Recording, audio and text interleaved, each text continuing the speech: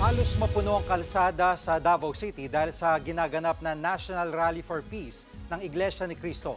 Live mula sa Davao City, nasa frontline balitang yan si Bril Montalvo. Bril, kumusta ang sitwasyon dyan at kung may impormasyon bang dadalo ang mga Duterte?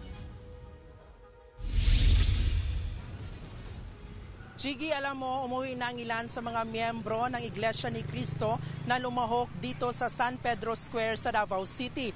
Pero marami pa rin ang nananatili dahil hanggang sa ngayon ay nagpapatuloy pa ang kanilang programa. Hinggil naman sa mga Duterte, wala pa tayong eksaktong impormasyon kung may dadalo bang mga Duterte dito sa aktibidad.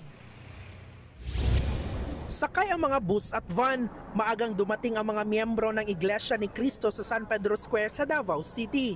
Ang ilan sa kanila mula pang Northern Mindanao, Soc-Sargen at Davao Region. Maunlad na bayan, pagkakaisa at kapayapaan, yan ang panawagan nila sa National Peace Rally dito sa lungsod.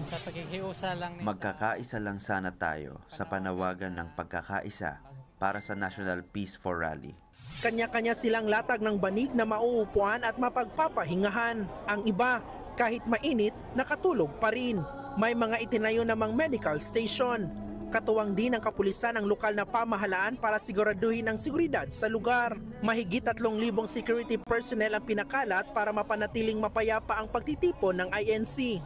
Kasabay nito, isinara ang kalsada sa downtown area ng Davao City.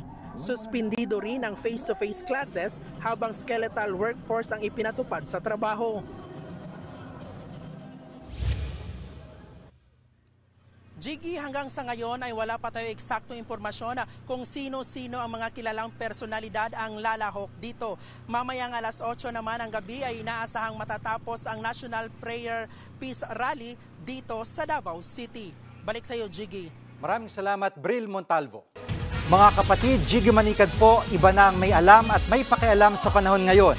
Para sa konkreto, kumpleto at komprehensibong balitaan sa Frontline, mag-follow at mag-subscribe sa social media pages ng News 5.